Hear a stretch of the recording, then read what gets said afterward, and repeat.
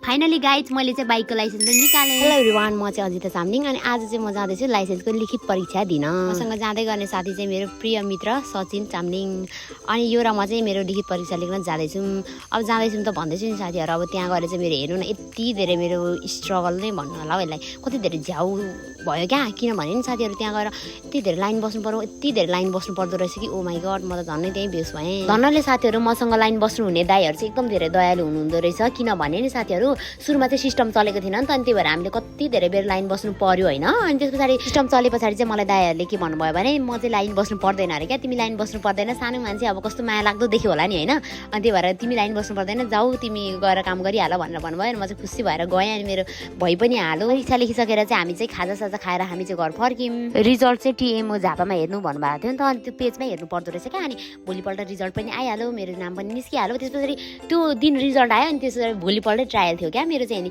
त्यो दिन चाहिँ प्र्याक्टिस पनि केही थिएन होइन। अनि म चाहिँ मेरो कन्फिडेन्स चाहिँ फेरि नि 100मा 200% हुन्छ क्या, हानिहालिन्छ नि भन्ने टाइपको हुन्छ। अनि म चाहिँ त्यो दिन चाहिँ पुरै फुल कन्फिडेन्समा गएँ अनि गएर ट्रायल दिएँ, बिगारेँ। सुरुमा चाहिँ मैले बिगारेँ क्या साथीहरू, अनि बिगारेँ। अनि त्यो दिन चाहिँ म निराश भएर घर फर्किएँ। अनि त्यस पछाडि चाहिँ म गएँ डाइरेक्ट फोकस पोइन्ट, अनि फोकस पोइन्टमा गएर चाहिँ मैले यति धेरै प्र्याक्टिस गरेँ कि यति धेरै प्र्याक्टिस गरेँ कि कुरै नगरौँला साथीहरू। त्यो दिन प्र्याक्टिस गरेको भिडियो चाहिँ मसँग थिएन र मैले चाहिँ अर्को दिन प्र्याक्टिस गरेको भिडियो यहाँ लगाइरहेको छु, हेर्नु न साथीहरू। अघिल्लोचोटि ट्रायल दिँदा चाहिँ साथीहरू म चाहिँ 8मै फ्याँकिएको हो क्या। अनि साथीहरू मैले चाहिँ 8मा यति धेरै प्र्याक्टिस गरेँ कि यति धेरै प्र्याक्टिस गरेँ कुरै नगरौँ ल।